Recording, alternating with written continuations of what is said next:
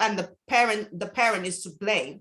But I feel because the child was in the care of the school at the time the incident happened, I believe that the school should take more the school is to blame more than the parents. Yes, I know maybe she might have been abused at home or whatnot, but I feel like if a school like Chrisland, right, you're taking 72 children abroad. 76 children abroad.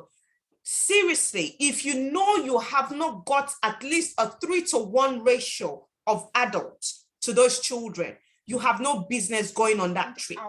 You don't. Now, coming back specifically to Chrisland School, there was an under 3-year-old who was sexually raped, actually, by somebody on the grounds of that school. So, and the thing is, we don't think about the long-term implications of abuse. I was sexually assaulted by a group of boys and beaten after. I can imagine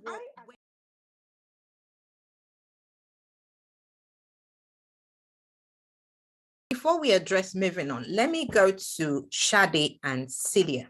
You both are mothers, and Celia has touched on it. The mother of this child is now being vilified on social media. People are querying, why did she bring this to social media? And Celia, you touched on something, her mannerism in the video appear very scripted, thank you. And because of that, a lot of people are now empathizing with the school, saying there isn't much the school can do. A bad child is a bad child. Those are the exact words. Was she wrong to have sounded the alarm? Because in actual fact, everyone on this panel knew nothing about this video. And if there's anything, the internet never dies. This video has now made it to Pornhub that has no age restrictions, which I'm shocked. It was in this course of this interview that I found out that their kids, as in child pornography, is actually allegedly on Pornhub. I don't know how far that is true. So do you think, because sometimes child X, we don't know if she's 10, 13 or whatever. This video allegedly came out because the mom was saying a child was raped. Could she have managed this better so that we didn't have to see this video? I'm thinking about the child's future now. Shade, let me come to you. Was she wrong to have sounded the alarm?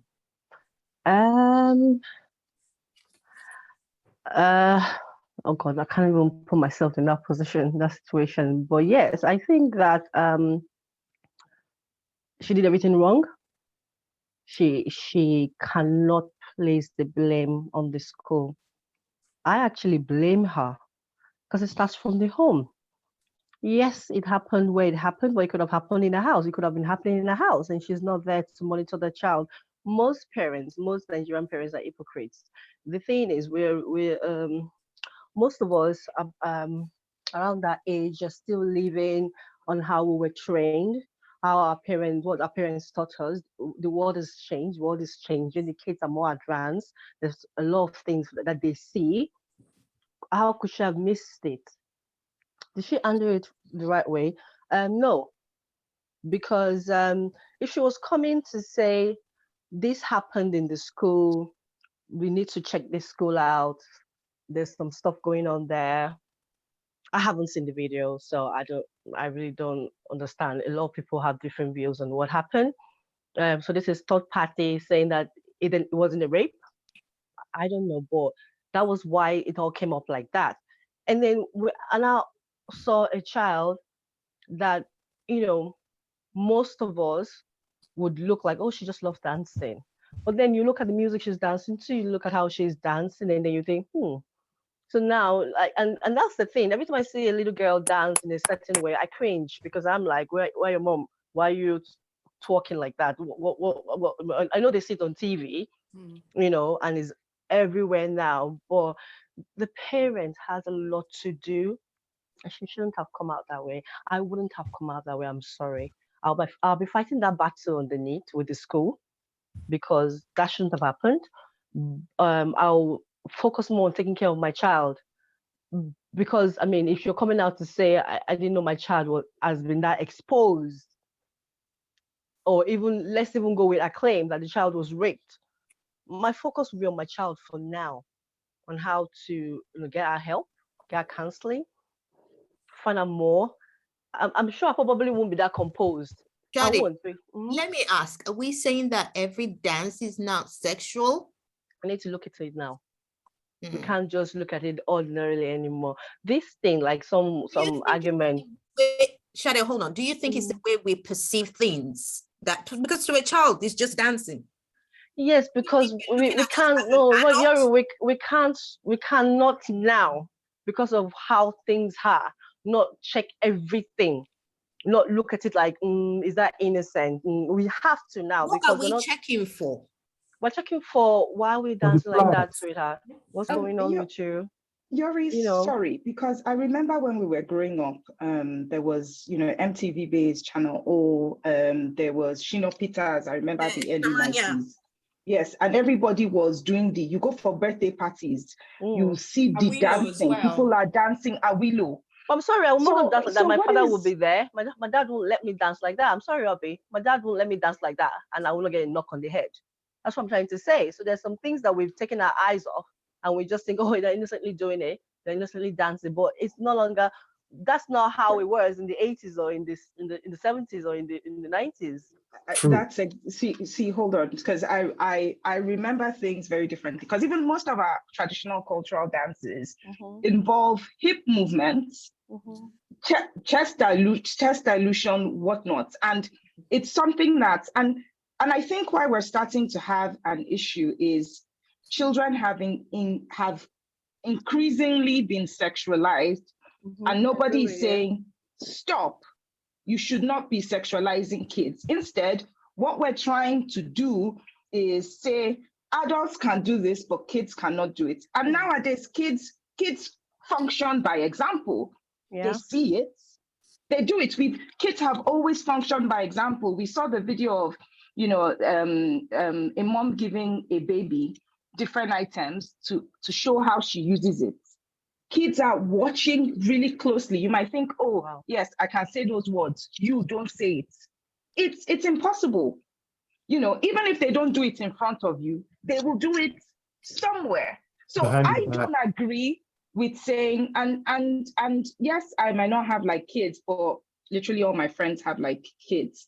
And I have big aunties that have kids, and their kids talk to me. When you're the cool auntie, you will hear things that the parents will not hear. True. And in a lot of schools, like I see a lot of people saying my kids will not do this. The same kids are taking alcohol to school, not the ones that I speak to, but they tell me people in GS1 bring vodka to school in their water bottles. So what are we saying? So what we're saying is, because the world has changed from how it used to be, we don't have, we know that the Northerners, I'm sorry, I'm going to call them out, get married to people like young children, like 13. I think we've discussed this on the show before. And to them, it's nothing.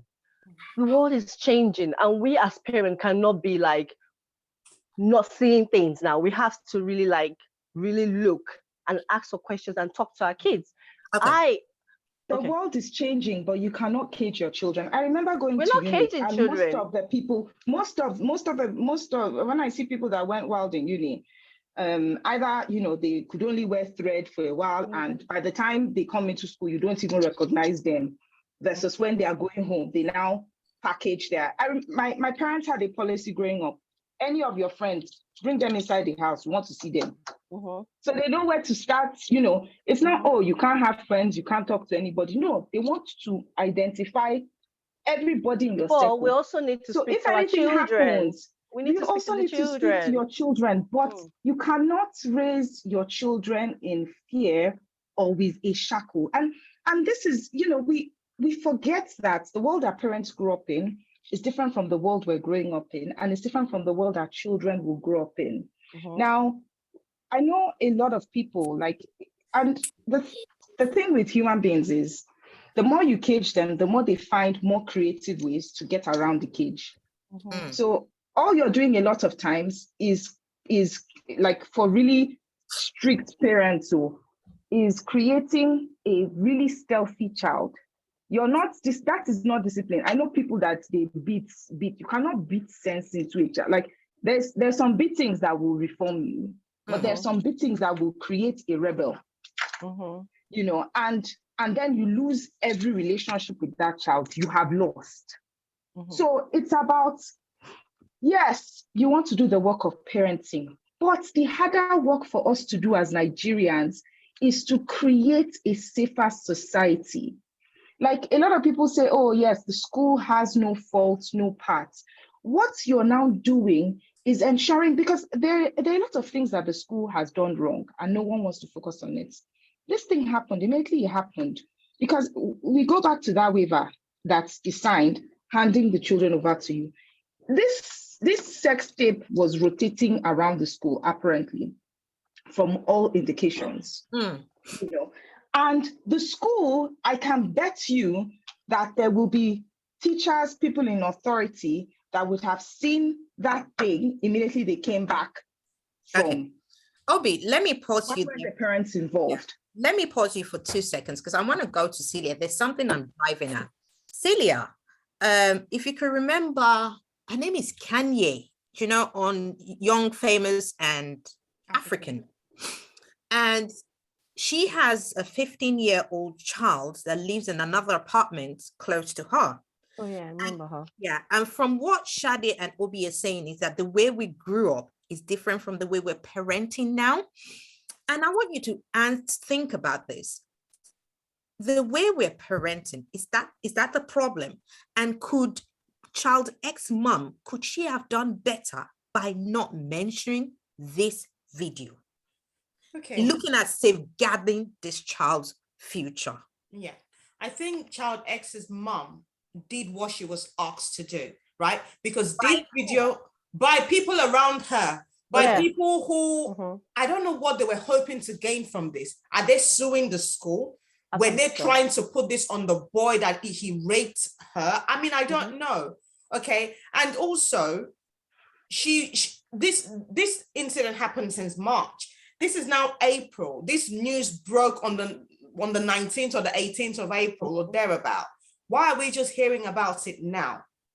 So I really do not understand. And to be honest with you, and I said it before Obi came on, for this particular incident, I think the school should be blamed more than the parents, not because the parents should not share a blame in this, but because this incident happened whilst the child was in the care of the school.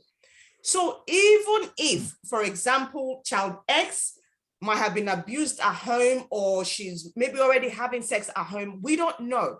But whilst I am paying for my child to be in your care, I do not expect her to be having sex. I do not expect her to be bullied. I do, even though sometimes that could still happen, but I do not expect her to be in danger because I am giving you my child and I'm saying to you, I entrust my child into your care and I believe that you will look after my child regardless, okay? But, and as I said before, the school did not think about the implications of this journey. They did not have the manpower this trip needed. No, they shouldn't have gone, or they should have reduced the number of students. Yeah. Yes, the mother might be to blame, maybe because she might not have parented child. We don't know. But while you're in school, when I send my child to school, I expect the school to look after my child, period. Okay. Before you go further, there are people on social media that are now saying that parents are chasing money and they have left their word to be looked after by house helps, uncles, aunties, and all the stuff. Are we saying parenting is not an issue here? Because on this same trip, we have parents that actually flew to Dubai with their children. That could afford it, yeah? Because the fact that they go to Chrisland, it doesn't mean that they can afford these school fees, you know? Okay. It doesn't mean that, because I remember then I went to a private school in Benin City. It's called Presentation National High School. It was very expensive. It was a Catholic school. And some of the students in that school, the only way they could afford that school fees is because one uncle or one auntie, or maybe their parents were in Italy and they could just pay that school fees. Anything outside of that, it was difficult. Okay, so yes, this parent might have been able to pay that 2 million or that 3 million a year, but it doesn't mean that they can afford other things. So they won't be able to take themselves to Dubai, for example. So that way they can't be with their parents. And as I said before, the school should have made sure they put things in place. Yes, the parents might be to blame with regards to the things that the children watch at home. Okay, being for the child to be exposed to all these kind of things. Okay, because every child now has a device, right? And things will pop up on those devices that you don't even know about. Okay, and we really need to be careful because our children might now be, how did she watch the Bossy Challenge? How did she even know about it? Because she saw it on Instagram or on YouTube, right? And she thought, okay, I'm going to go and do this. And she went and did it. So yes, to an extent, the parent needs to watch what their children are watching on that device that we give to them to shut them up so that they do not disturb our peace, because we work the whole day, we want to come home and rest. And sometimes when we think that we have given our child to our relatives, brother, sister, whatever, those are the people that are doing the abuse. Those are the people. I watched a Nigerian film where the mother of this child was not at home. She traveled, and it was the girl and the father at home. The father needed to have sexual intercourse so badly, he went to his daughter's room and slept with the daughter and got the daughter pregnant. Yes, this might have been in the film, but this happens in real life as well. Okay, so, oh, do you know what? This is all messed up because at the end of the day, there's so much the parents can do because they cannot be there 24/7 because they have to work. But at the same time, as a parent, when you're putting your child in a school, yes, the child will be in school for 7 to 8 hours, and you are expecting that the school would look after the child. And I keep saying this, all these private schools that just go and open up in Nigeria because the owner is abroad and can afford to open up a school, they don't think. Now, when you look at it, the things that are put in place in the schools here that our children go, they don't even put that in schools over there that they open. They know what they should do, safeguarding, making sure that the teachers in the schools, they understand safeguarding, they understand abuse and all sorts, but they don't do it. They will, if anything happened to their children here, they will go to the school and start quoting the law. But then they will go and open the same schools in Nigeria and they don't put any measures in place. And then when anything happens to children, parents can't say nothing because number one, the government is not even backing you. And as Yomi said, the safeguarding was last updated in 2018 and you're a private school. So what sets you apart from a government school? What? Just because we can pay?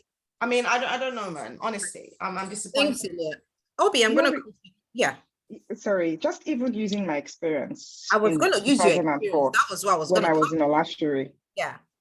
So, and there are bits I won't talk about because there's still an independent panel going on and I'm waiting for them to finish. But I will talk about things I've already publicly spoken about. So this incident happened on the 1st of May, 2004. Coincidentally, it was my dad's mom's birthday. And I was a prefect at the time. So there had already been a lot of tension brewing. But if anybody had told me that they would do that kind of thing to me, I would have said it is a lie. So the night that the sexual assault happened, I immediately ran to my principal's house.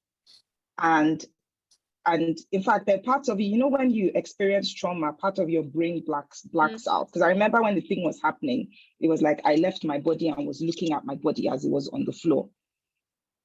So the next day, the expectation, because our school was in the middle of nowhere in Olashiri in Osun State, 2004, you have no phones. Yeah. You know, so the expectation was that I would have seen my parents. I didn't see them. So I went to the principal's house with my twin sister. Have you called my parents? They said they're working on it. I said, okay, so we're in the middle of a jungle. Maybe the phone has issues. The next day was Monday. I went with one of my friends back to the principal's office. Have you called my parents? He said they're working on it. On the way back to the hostel, I was beating up so badly. One of my friends was thrown into the gutter. My eye was swollen. I was bruised. If I did not have my twin sister in school with me at the time, I'm sure those people would have killed me and said, oh, I jumped fence and went somewhere.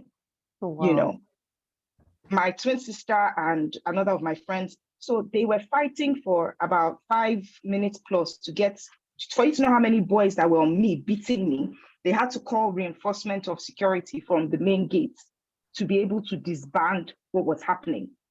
My parents still were not called. The next day was when they had an assembly. And apparently, from what I'm learning, there was an investigative committee that I wasn't even part of. You know, nobody on that investigative committee saw any of the statements that I wrote, because I wrote 2 statements the day it happened and 1 statement the day I was beaten, just before the beating happened. And none of the people on the investigative committee saw my statements. Neither was I summoned. And then the next day, when punishments were announced by the Oba, I was punished. And they made up this rap sheet of things that I did. And the insidious thing, which is what gets to me about this particular thing, is the rumors to discredit my character started to spread. And it's a very targeted thing. And I've had a lot of people 18 years after coming back to me to say that they're sorry, that they did it because, you know, they didn't want to be bullied or they wanted to be good or blah, blah, blah.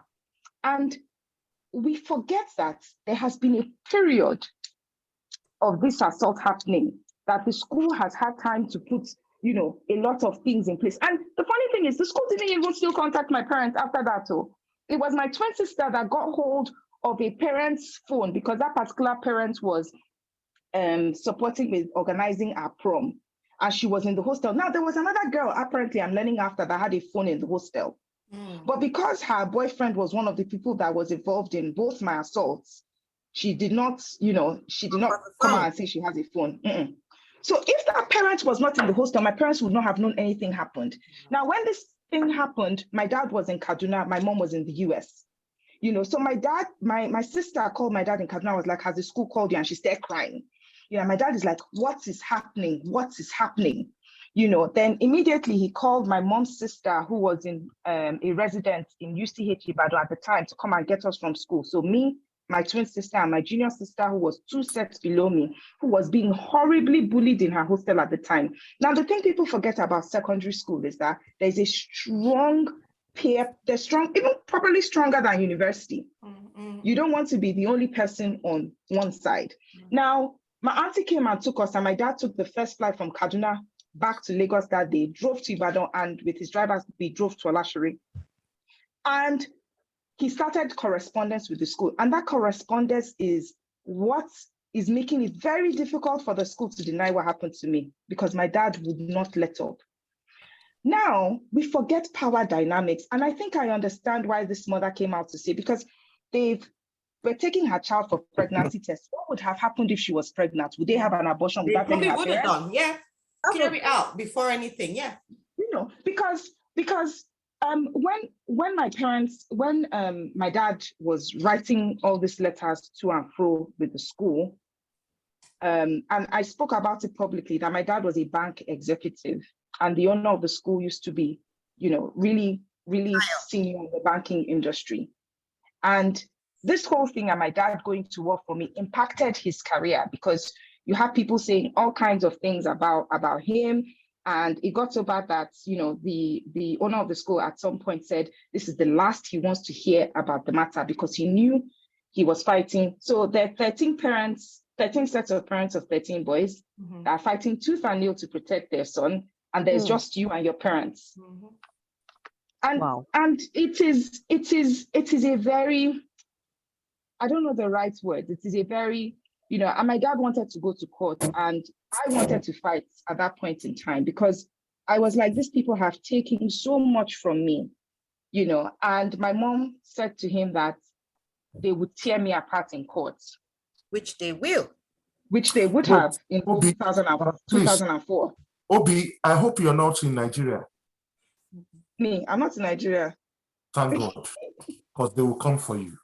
They're already coming for her. Like, I will link you all up with Obi's Instagram. She's currently in a power tussle with. I've never met you. I never knew who you are, but I did a post based on the story I heard about you, just, like a solidarity post fighting for Do you know what? you. I don't want to, because I know time is fast spent, and Obi, I don't want to contain or stop you from sharing this, because I know this is you've been very vocal, and if there's anything, you're one of the people championing for Child X. But I am mindful of time, and I know there's the one more person is meant to be joining us, but I want to go to Jawajantis, and then I'll come back to you, Obi and Shadi. Look, from what we heard from Obi had, I don't want to talk about her mom now. I want to talk about her father, and her mom was fighting, trust me. But it took a man to fight for this case to be heard, because she had a father fighting. Let's look at single parents. If we don't, like Celia said, we don't know where the father of this child is. We don't know if it actually was the father that was saying anything in the background. There's so many people that are already saying, oh, single parenthood is what the problem is here, that this child doesn't actually have a father. Let's look at adultification of children, especially girls. No one is protecting this girl. Obi had a father to protect, and I kid you, I hate to say this, we need men, because that is the language Nigeria speak.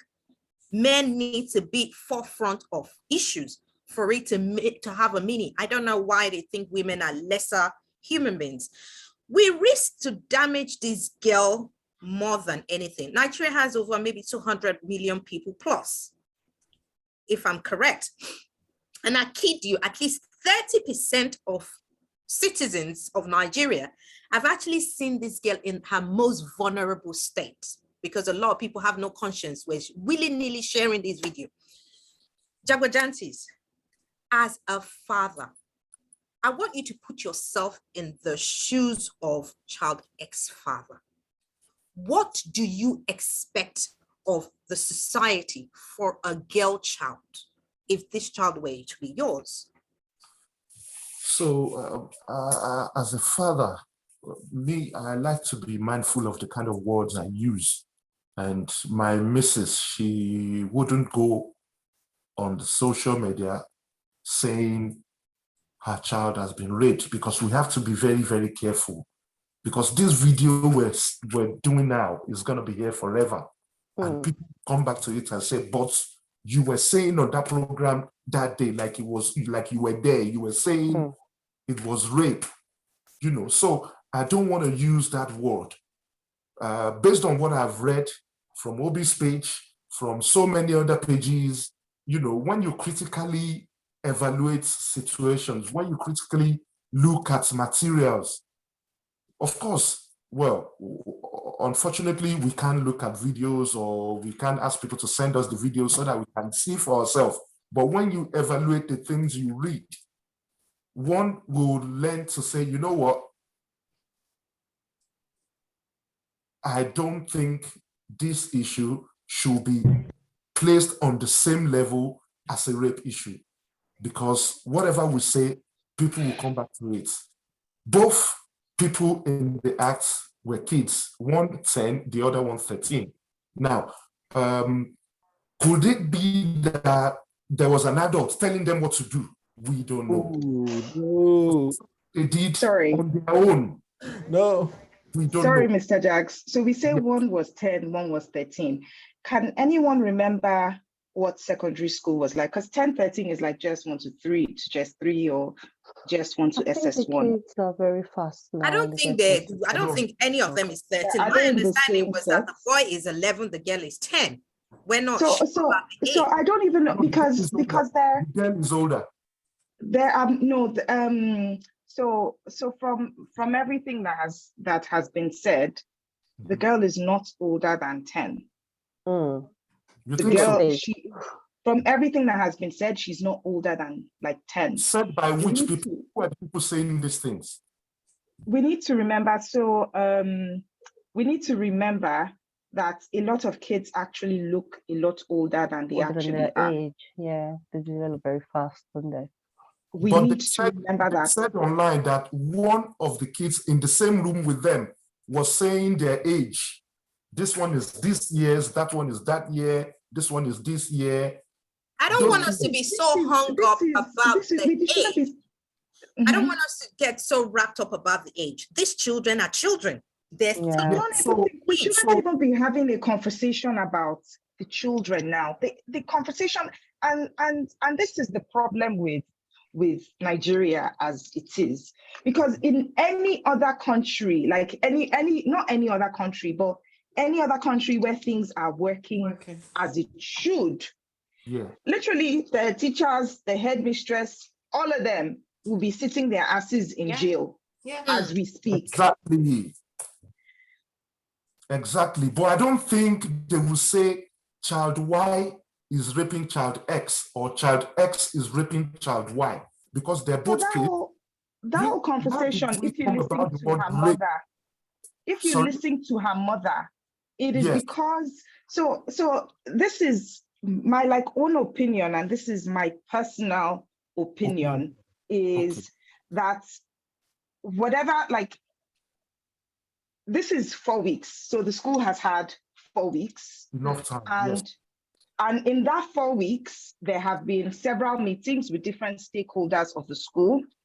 I will not be surprised that the school has been working with, different PR legs. And part of the thing that would have been a core focus for them is, how do we avoid taking responsibility? And typically it's a what's it called? There has to be a scapegoat. So in this case, everything that is pushed out has an objective. It is not. There is an agenda. I've worked with people. There are a lot of things that are not accidental. It is geared towards making an individual the scapegoat. Yeah. Okay.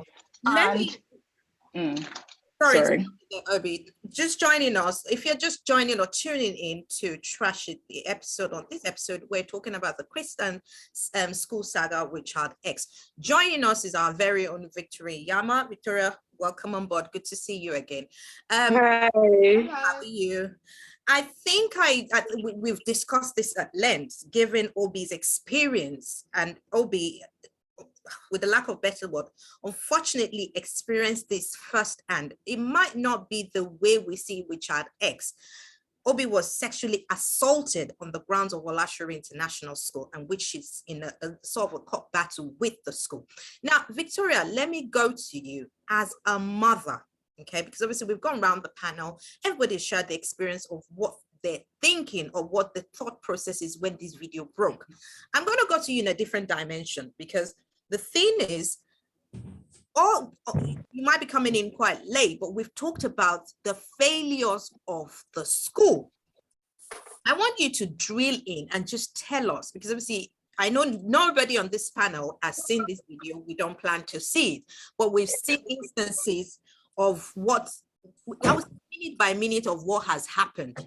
So as a mother, where do you think the failure lies? Because really and truly, we're trying to find a solution. The solution wouldn't come today, but we need to start top to bottom. Let's start from the home. Where do you think the failures originated from? Okay, so it's the parents, because you are the primary carer. Everything, the child is a blank canvas from day one.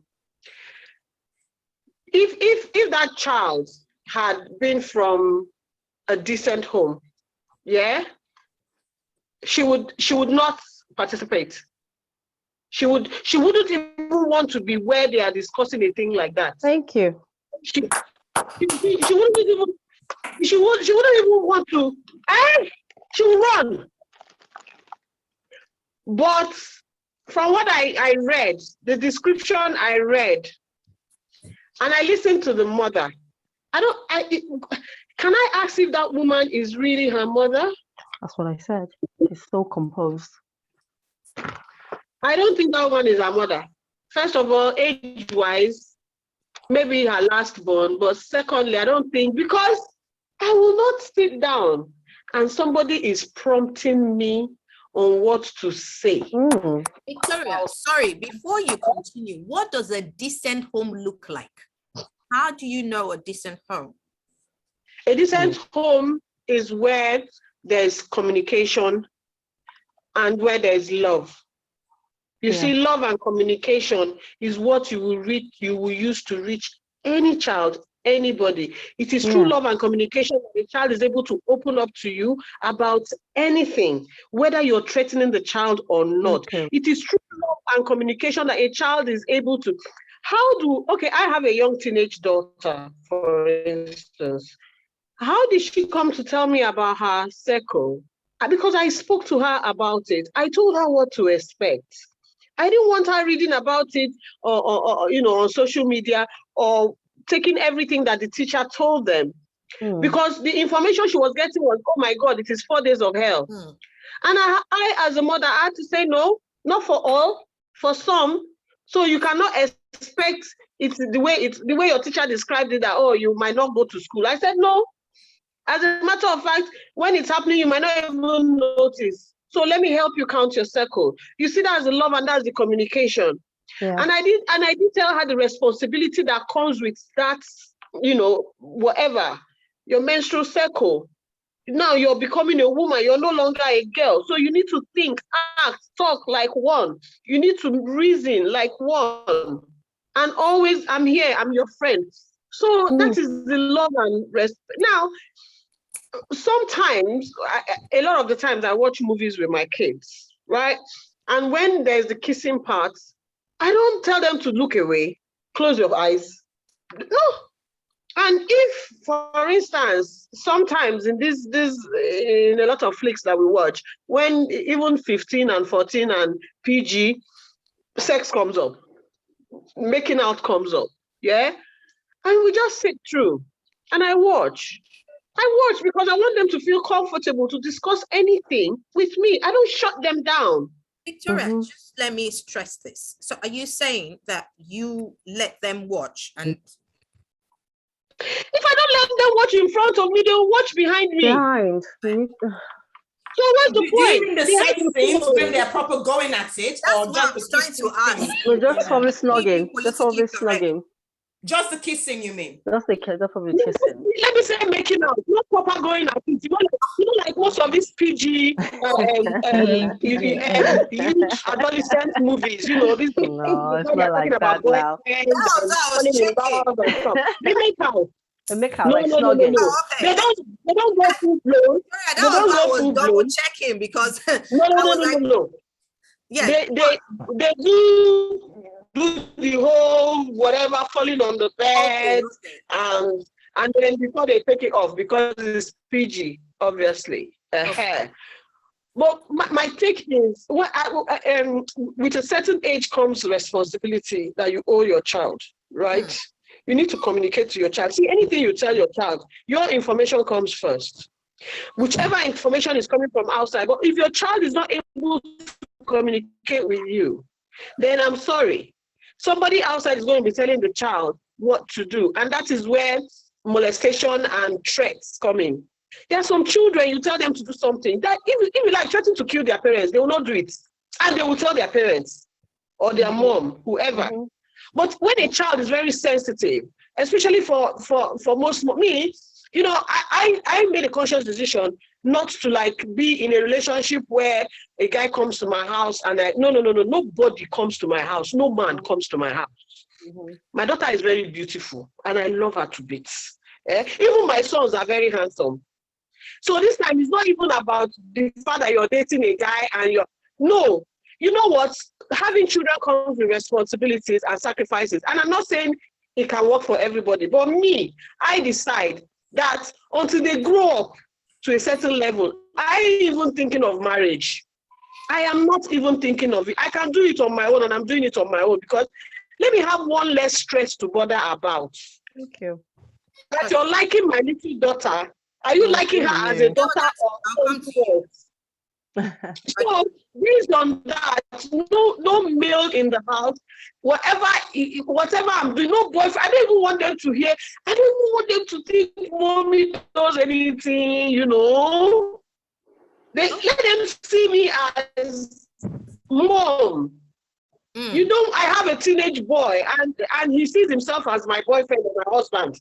I don't even want him to get jealous. And I've been in a situation where a friend of mine went out, she went to party, she came back early in the morning, and just after she came back, her son came in. I think the boy was even 16 or 17, came in and she asked the boy, where are you coming from? And the boy said, where are you coming from? I felt very, very upset last night and I needed to talk to someone and you were not there. So I went out to my friend's place to talk to my friend. And I felt like, because me, no matter how I go out, once that party is finishing, be it 3 or 4 a.m. we're in the UK, I come back to my house. My kids must wake up in the morning and see me. We have that relationship, we have that bond. That is the sacrifice I decided for myself. I ain't even playing about it. Even when my daughter will say, Mom, why don't you have a boyfriend? I said, because I cannot share the love for too many people. I'm already sharing it for the 3 of you and myself. If I now bring an extra person, because I don't want someone to come and tell me how to run my house, or your children are spoiled, or they're not doing the dishes. I'm not ready for that. They've been through so much from their own father that let them enjoy me. Let's grow up. So that's where I talk about love and communication. There are some things, God forbid, you think somebody will tell a child, come and sit on my lap. For what? How? How? It can't happen. Or maybe one uncle. Where are you seeing the uncle? Where is the uncle from? Why? No. Relationship. Yeah. Hold that thought. I'm going to come to because there's something I want you and Sade to actually, I need your thought process on it. And I'm not singling you both out, but there's something I'm interested in. Let me go to Jagbajantis. You're awfully quiet there for me. Given what we've been saying, I see you're about to say something. Victoria said love communication is very important, but women work. Yeah. Okay. How much time? You can't police these children. They go to school. They're not with you 24 hours, 7 days of the week. They spend majority of the time 8 hours in a school. So how much time should you actually be spending with your child for them to know they're loved, for them to know they can communicate freely with you, to make them whole when they're not within the household? That's exactly where I was gonna go to. And I'm going to answer that question with what happened when I was in Lagos in March. So there is this lady, a very close friend of mine, big Lagos girl. She lives in Ikoyi, grown-up kids, schooling in America, one is schooling in UK. I mean, higher institution, no longer in secondary school. But she told me what happened to the son when he was in secondary school inside that Ikoyi. And this boils down to what Victoria and Sade were saying, home training. 2 types of families. The friend was having a party inside their house. And this lady drove her son, in that big G-Wagon straight down to the house because everybody wants to arrive in something, classy. So they were in the big house in Ikoyi having that party. The father was downstairs playing games, with control pad. They were playing games on the TV with the kids and their other friends. And this boy, the celebrant, took my friend's son on a tour of the house. And in one of the storerooms, they stumbled on the mom having sex with one of the guys that visited the house. Grown-up guy, all those Lagos, swagged up boys, close to the family. The guy is somebody close to the family. He too was there for the party. My friend's son and the celebrants, they stumbled on his mom having sex with that guy. Now, the boy sent a message to his mom. They saw what happened. They were shocked. They moved out. Both of them, they disengaged from each other. I mean, the mom and that guy, and the boy and his friend, they walked back downstairs. The mom came to meet them in the room and said, you know what, you guys didn't see anything. I'm sorry you had to stumble or that kind of thing. Shegun, I'm going to send something into your account to make you happy. Tell your friend not to worry about it, right? And the boy was like, oh, no worries, mommy. Do you understand that? The boy was like, oh, no worries, mommy. We saw nothing. The friend that my friend's son had to send a message to the mom. Mom, you need to come and get me out of here right now. Shall I remember you said, or was it Victoria that said, if you have home training, you will not stand around that area. You will not want to be seen. So the boy sent a message to the mom. The mom was like, hold on a minute. You like parties now. How will you tell me? I just dropped you not long ago. How will you tell me to come and pick you up? So the mom came down, drove the boy off. The boy didn't say anything. When they got home, the boy opened up to the mom and told the mom everything. Since that day, the mom was like, anywhere my son goes, we go together. Just like Celia said, you better be ready to invite me and my daughter with you. If you haven't, invite all of us together so that we get together. So you have to understand the two types of family in that story. One saw it as nothing. Probably the mom has been doing all sorts of games around those kids without the daddy knowing. And the other son from another family couldn't contain it. He had to call his mom to come and drive him off. That was the last time he was friends with that boy. So the question is now coming back to you guys. How do you differentiate which one is a good family with good upbringing and which one is not? Over to you guys. All right, let me shift gears, even with what you have said there, Jabajantis, and I'm going to go to Celia. Celia, you're very big on religion, and you can't, like, I don't want to over spiritualize things, but I'm sure everyone on the panel do practice one religion or the other. Do you think we're moving away from God? And because you say the Bible says, train your child in the way of the Lord so that he or she may not depart from it. But there's no training. Nobody goes to church. I'm not saying church is a must for everyone. I'm not sure about the Islamic faith, how they do this. But when you look at the percentage of children, we growing up, we had choir, we had Sunday school, we had so many things that is geared around, because sometimes children need, not even sometimes, children need structure. And sometimes your parents, the church, a combination of both could be the structure that some children need. Do you think we have moved away from God? It's why we have these ways, as in, we don't condemn children, we don't label children, we don't discipline children, we don't speak to children. We're now in the era of internet of things like fast food, fast children, fast attitude, fast. Everything is fast, fast, fast. I definitely think that the way we grew up, and maybe all of us on this panel, right? Maybe, I don't know, correct me if I'm wrong. The way we grew up with religion, that's not how some of our children are growing up with religion. Because Victoria, I see your WhatsApp status and I see you guys in church every Sunday. So that's what I'm trying to say, so, right? But you see, and honestly, yeah, I'm not going to sit here and be a hypocrite. I'm one of those. When I grew up, by the age of, as far as I can remember, when I grew up to know that I was in this world, I was in the choir. I don't even know how that happened. I was in the choir of Church of God Mission in Benin.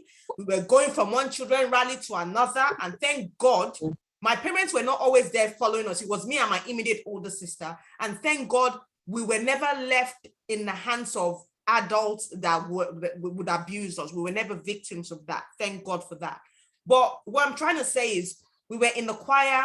I was in church in the weekday evenings. I was going to one mass or going to one church service. Sunday, I was making sure I was in church for Sunday school and then going to the main service. And then, or I'm singing on the stage. It was very busy. I didn't have time to do anything or to think about anything else that didn't align with school, church.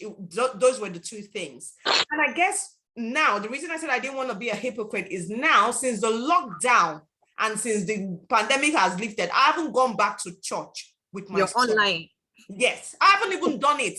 When we were online in the beginning of the pandemic lockdown, I did online after I just tired, man, I stopped logging on. I just couldn't be bothered. But one thing I maintained was I always said my prayers with my son because I made sure that was part of our daily routine. But yeah, people will tell you these days, oh, you don't have to go to church. But to an extent, I think you do, especially when you're raising children.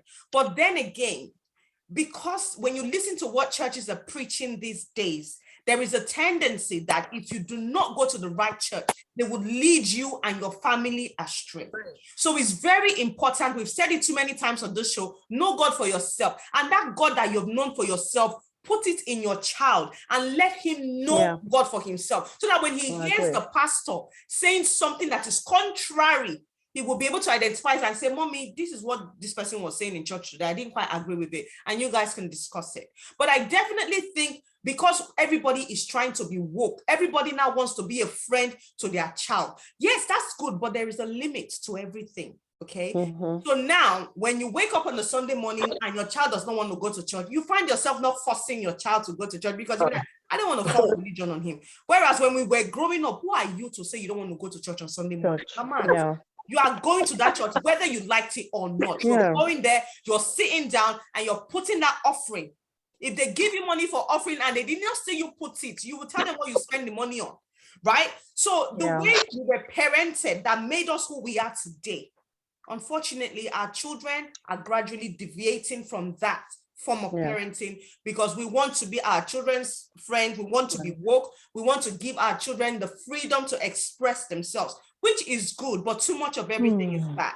So I think everything needs to be done in moderation.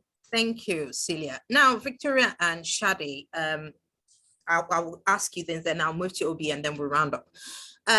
If you're just tuning into Trash It, I think this is the longest we've spoken about a particular issue because obviously there were so many layers to it. And I'm very grateful for everyone on the panel. But let me ask Shadi and Victoria, both of you are single parents. And from what Victoria has said, it appears that the woman is always on the losing end. Victoria said something, I can't have a proper relationship because my children are important to me. I can't bring a man home because obviously I need to be sure that's this person. And why is it that there's so many pressure on a woman to raise their child right? She didn't birth these children by herself. You can't go out because at the back of the head, you'll be like, my children are important. My children are That's what our society has turned us into, Yuri. And then I'll go to Victoria. Yeah, because like look at what happened now. Where is the father? Is the mother taking all the blame and all that? But it takes two, and there's this thing that because she is a single parent. That's I saw something online that really upset me the other day about maybe because the mom is a single parent. That's why the girl is like that. So that's the pressure that we have because of a situation that we find ourselves, not because we want to, but because that's our reality. And our kids are number one in our lives. Like Victoria said, I'm with Victoria on that. I've always said as well, nobody comes to check me and you can't come to my house. I even have boys. You see, I was talking to a friend of mine the other day. I said, it's not even just a girl child you're scared of. I've heard situations where a boy become gay because of the stepfather that was giving him a bath every morning, because in UK here, they have the routine, either the mom was doing night shift and dad's taking over in the morning, taking him to school, while baiting him, was touching him, like we hear all kinds of stories. And, like we have to put our life on hold to protect our children because you don't even know where we don't know each other. The foundation is the people come up with all kinds of scam nowadays. The men, they can put up all kinds of stories and be who they're not. Same with women. So it's more pressure on single parents to bring up the child more now.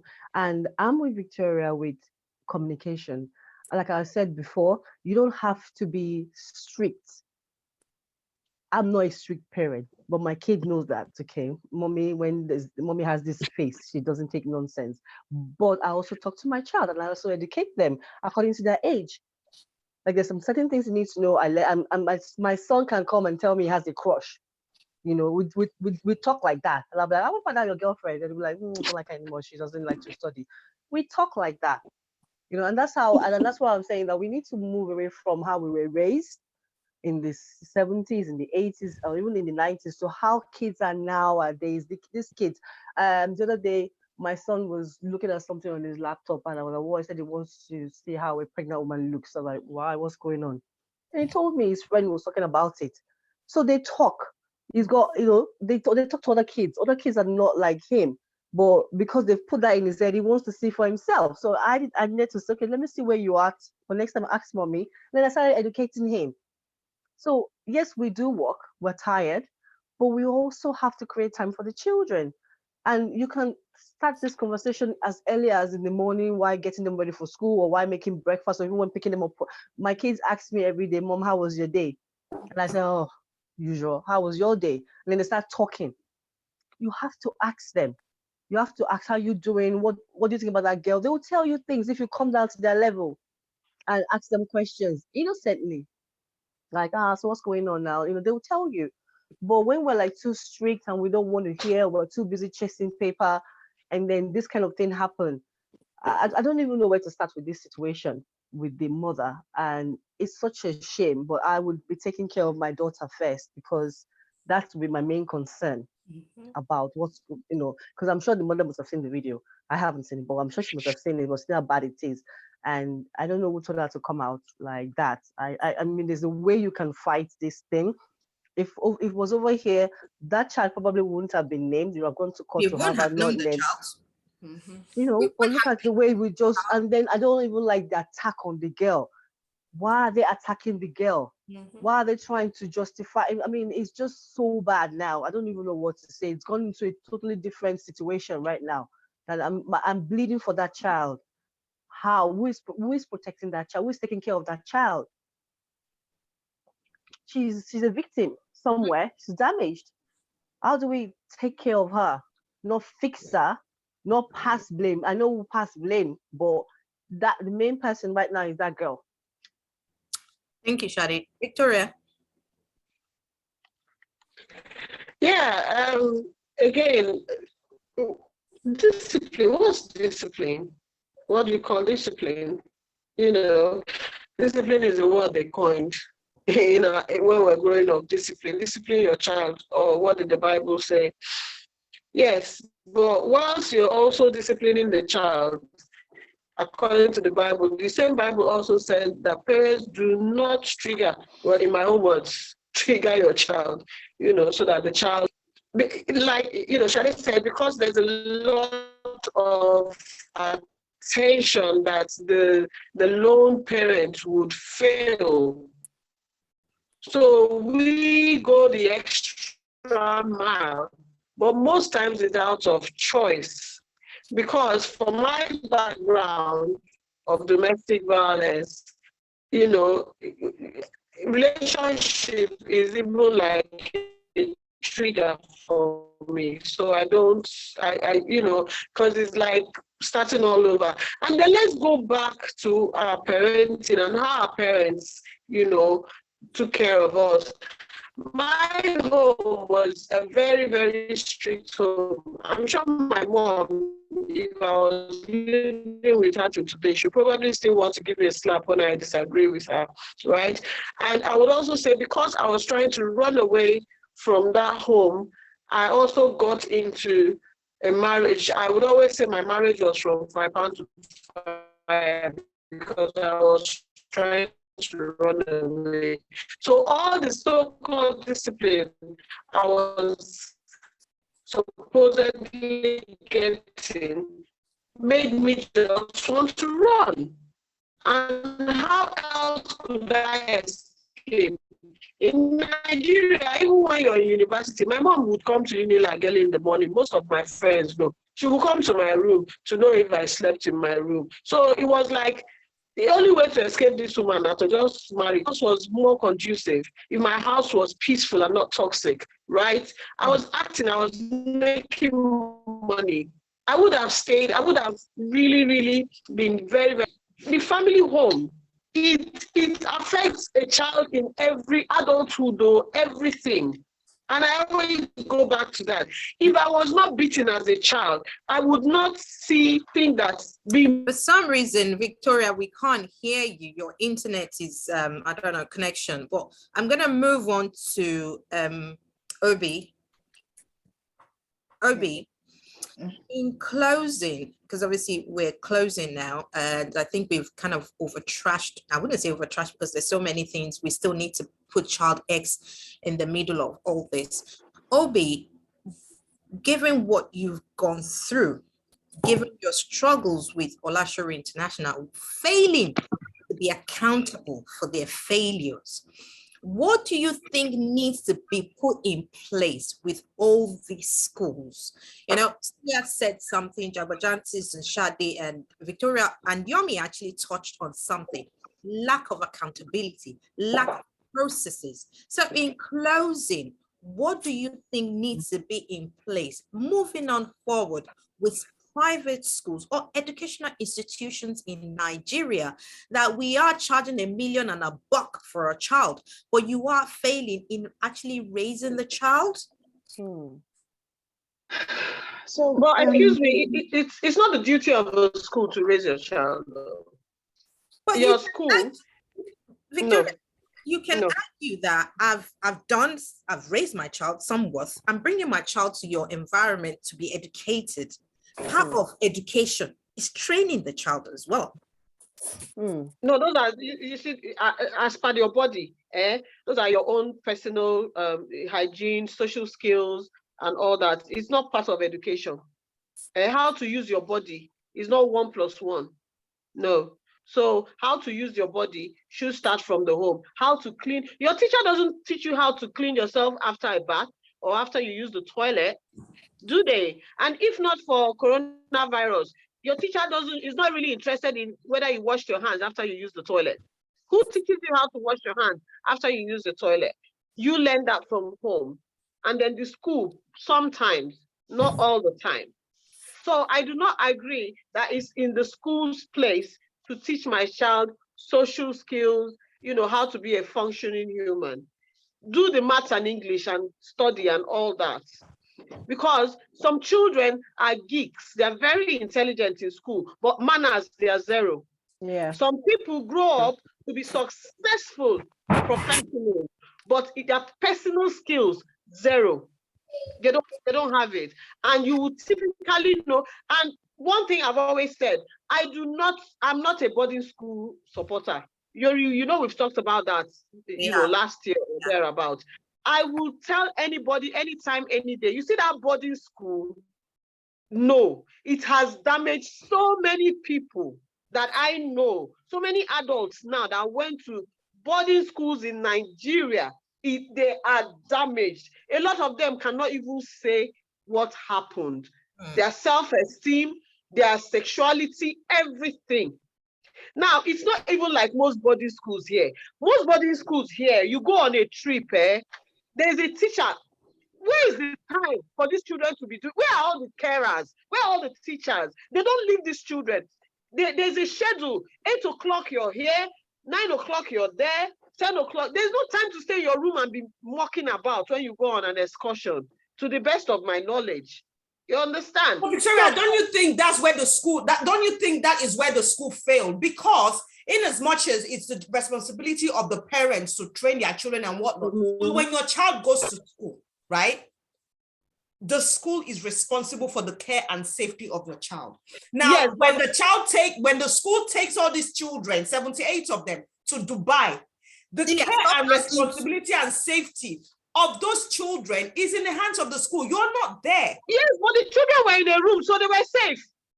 No, they weren't safe though, because that child was able to leave her own room to go to the 10th floor. Where were the teachers who were supposed to be looking after her? Okay. Well, but that's not her own personal irresponsibility, because she left her if room. there was a teacher there, they would have said, where are you going at this time? Back to your room. But the school did not put enough adults for the children. Exactly, enough adults for the children. But I'm sure they had enough. Yes, enough adults. Okay. There were not enough adults, yes. I am mindful that we've kind of trashed this. I just want us to, I've heard both Celia and Victoria, but I want us to close. And that's why I'm linking back to Obi, because Obi have experienced this on a personal level. And if there's anything you are asking Olasore International School to do, is to put modalities in place that if a child is assaulted on the grounds of the school, or there are things that are happening that shouldn't happen to a child, there are modalities in place to safeguard this child. Obi. Yes, so there's the ongoing conversation on safeguarding that's happening with Olasore International School, but as we've also seen in this case, you can't say there should be a safeguarding policy when there are no consequences if there are no safeguarding policies. And it starts with our society demanding more. So I can say, you know, Olasore, you need to put these policies in place, but policies without having any structure to enforce those policies. Now, who would enforce those policies? We would have laws, and we will have, you know, at every level of our judicial system, of our security system, the schools will understand that there are consequences for safeguarding failures. Now, in all this thing that has been happening with Olasore, I have written to the British Council of British International School, all of Olasore's international partners, and the private Association of Private Schools of Nigeria. I got responses from all of the bodies that I wrote to, except the Association of Private Schools of Nigeria. And I did an initial letter and a follow-up letter. Now, this, you cannot invest when there is a rot in your, and it is clear because it's not just one private school. Olasore is not the exception. There are multiple cases starting from, you know, Doen, the school, I can't remember, is it one of the schools that a religious body owns, where we saw Babcock, yeah. where one girl was doing doggy or something like that. Yeah, No, I'm not talking about the university. I'm talking about secondary school, where a little boy was severely assaulted by seniors in the school, and his mother had to Yes, the one in the yeah, that Calabar lady. Yes, it was somewhere in Calabar. Yeah. Oh my God, the woman screamed.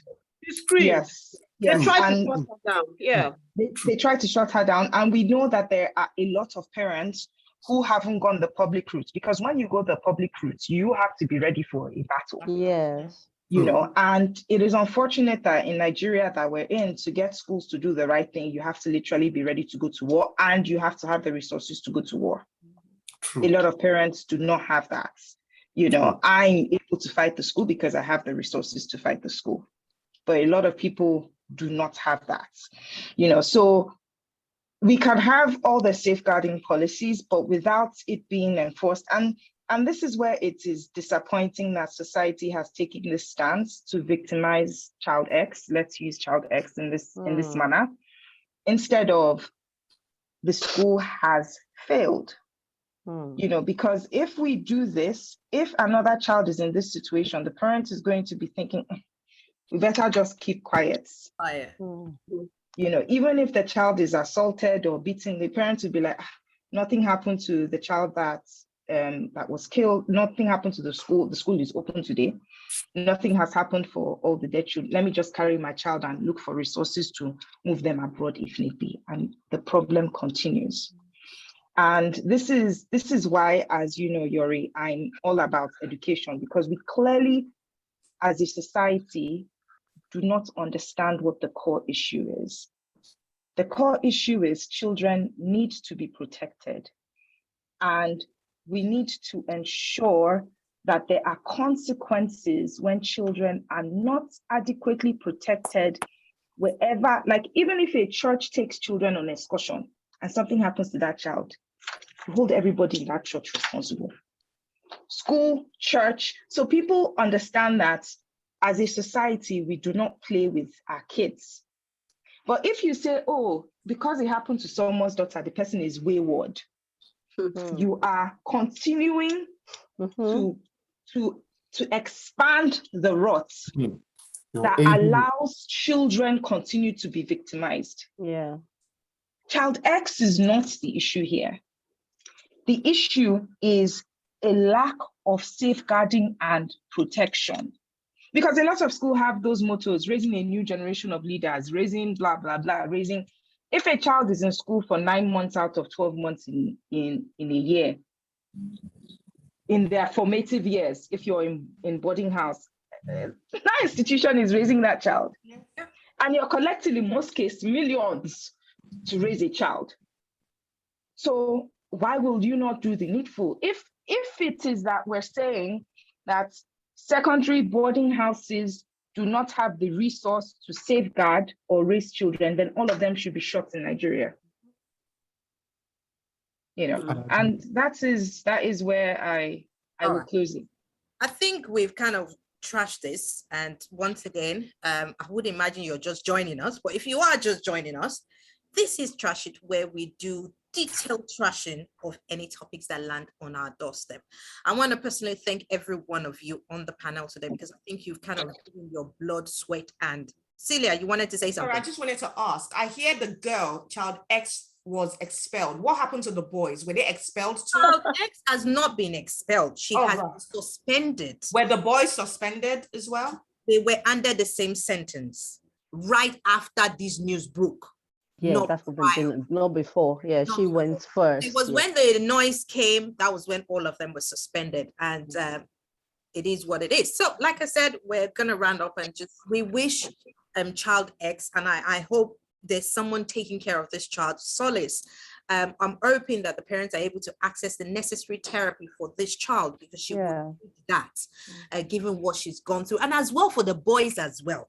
Okay, although Child X is the one that picture has been there, name, which I don't know, nobody was safeguarding these children. We wish all families on both sides the very best. Now, this is a personal appeal to school operators. We are leaving our children in your care. We all work. And sometimes it is necessary for kids to be in boarding. If you have taken the responsibility to look after someone's child and collected a fee for it, please do the needful.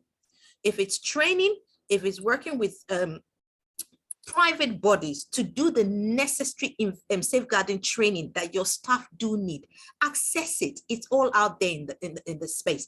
And Obi, I wish you all the best with your challenge with Olashore. I wish Olashore does what is required of them, and rights the wrong that you are expecting, because I think what you want is your prefectship to be reinstated and for you to have a private ceremony, if I'm correct. So there were a list of requests, and I just think, like, at this point, because I've come out since December, there've been a lot of things that I've discovered during the panel process, but I won't talk about it now, that have, yes. Okay, no problem. Sorry, Yuri, just before you round up, I'm really sorry to do this. I know we've been talking about Child X and all of that, but again, we need to look at those boys that took part. I don't know how many of them there were. For them at their young age as well, to be able to do something like this. So are they also being sexually exploited or abused by someone? You know, this is, so again, they also need help. And we also need to look at why and how they ended up this way. Okay. So I think we'll leave it as it is. Thank you for everyone for joining us. We wish everyone on this episode or that have watched it, there are child lines that you can access. I don't know about Nigeria, but I'm sure here in the United Kingdom and beyond, for any child that is experiencing any child abuse, either male or female. So until next time, when we come your way, thanks for joining us. We wish you all the very best. Thank you. Bye, guys. Thank you. Bye.